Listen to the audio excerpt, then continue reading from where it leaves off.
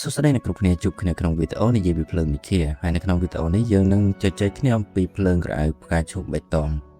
ភ្លើងក្រអៅផ្កាឈូកបៃតងជាភ្លើងមីខៀដែលចូលនៅលំដាប់ទី19ក្នុងបញ្ជីភ្លើងមីខៀទាំង23ប្រភេទវាក៏កើតឡើងនៅក្នុងជម្រៅជ្រៅនៃសម្បកផែនដីជិតតំបន់ភ្លើងដែលមានសកម្មភាពខ្លាំងបំផុតដំណើរការនៃការកកើតវាគឺអស្ចារ្យនិងស្មុគស្មាញបំផុតព្រោះវាត្រូវបានឆ្លងកាត់ការបង្ហាប់និងការចម្រាញ់ដោយកម្ដៅម៉ាក់ម៉ាក្នុងដីអស់រយៈពេលរាប់ពាន់ឆ្នាំយោងតាមច្បាប់ធម្មជាតិនៃធ្វើកំណងធាតុភ្លើងនេះត្រូវការពេល1000ឆ្នាំដើម្បីបង្កើតជារូបរាង1000ឆ្នាំបន្តទៀតដើម្បីលូតលាស់ស្រូបយកថាមពលមេឃដីនិង1000ឆ្នាំចុងក្រោយដើម្បីពេញវ័យក្លាយជាទម្រង់ផ្កាឈូកបៃតងដ៏បរិសុទ្ធសរុបទៅវាត្រូវការពេលយ៉ាងតិច3000ឆ្នាំទើបផ្កាឈូកបៃតងនេះរីស្គូស្គេបានម្ដងហើយបញ្ចេញនូវកម្ដៅដ៏មហិមាដែលអាចរំលាយរាល់លោហៈធាតុឬថ្មភ្នំទាំងអស់ឲ្យក្លាយទៅជាភ័ក្របានក្នុងមួយប្រពេចភ្នែកចំណុចគួរឲ្យចាប់អារម្មណ៍ដែលយើងមិនគួរមើលរំលងគឺទីតាំងនិងសមរភូមិដណ្ដើមយកភ្លើងមីខែនិកភ្លើងនេះត្រូវបានរកឃើញដំបូងដោយស៊ីវយិននៅក្នុងរូងភ្នំភ្លើងក្រោមដីនាវាខ្សាច់ថាកឺដែលជាដែនដីរបស់កុលសម្ព័ន្ធមនុស្សពុះប៉ុន្តែមុនពេលស៊ីវយិនទៅដល់រាជធានី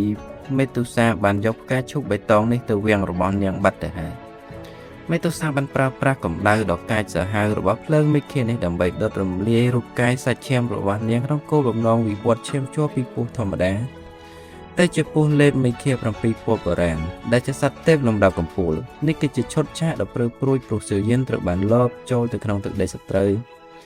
បណ្ដោយឲ្យមេទូសាភ្នាល់ជីវិតជាមួយនឹងភ្លើងមីខែរហូតឆេះរលាយខ្លួនប្រាណបាត់ទើបគេមានឱកាសយកភ្លើងមកលេបត្របាក់ក្រោមការការពារពីយោឡើងក្នុងការយកភ្លើងមីខែនេះមិនមែនមានត្រឹមតែភ្លើងមីខែពណ៌បៃតងទេប៉ុន្តែមានវត្ថុពីរទៀតដែលសំខាន់បំផុតគឺបល្ល័ង្កផ្កាឈូកបៃតងនិងគ្រាប់ឈូកបៃតងបល្ល័ង្កផ្កាឈូកបៃតងគឺជានិមិត្តរូបនៃស្ថិរភាពវាជាបល្ល័ង្កថ្មធម្មជាតិដែលទ្រទ្រង់អណ្ដាតភ្លើងអស់រាប់ពាន់ឆ្នាំមកហើយបល្ល័ង្កនេះមានតម្លៃមហាសាលសម្រាប់ការប្រខាត់ព្រោះវាជួយបង្កើនល្បឿននៃការស្រូបយកថាមពលធាតុភ្លើងនិងការពារចិត្តមិនឲ្យងាយវង្វេងក្នុងពេលប្រខាត់ចំណែកឯគ្រាប់ឈូកបៃតងវិញវាស្ថិតនៅចំកណ្ដាលក្រអៅឈូកវាជាប្រភពថាមពលធាតុភ្លើងដ៏បរិសុទ្ធបំផុតដែលកើតឡើងនៅក្នុងរយៈពេលរាប់ពាន់ឆ្នាំស៊ីវយិនបានប្រើប្រាស់គ្រាប់ឈូកទាំងនេះដើម្បីដំឡើងកម្រិតកម្លាំងធាតុរបស់គេយ៉ាងលឿននិងជួយកាត់បន្ថយភាពក្តៅក្រហាយនៅពេលលេបត្របាក់ភ្លើងមីខែភ្លើងក្រអៅឈូកបៃតងជាភ្លើងមីខែដំបូងបង្អស់ដែលស៊ីវយិនបានលេបដោយជោគជ័យតាមរយៈគម្ពីរវិជ្ជាអណ្ដាតភ្លើង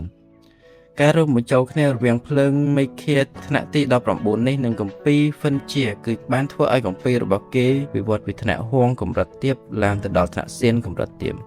ប៉ុន្តែប៉ុណ្ណោះវាជាគ្រឹះដ៏សំខាន់ដែលអនុញ្ញាតឲ្យស៊ីវយិនបង្កើតស្នេតគុណដ៏ល្បីល្បាញបំផុតប្រចាំជីវិតរបស់គេ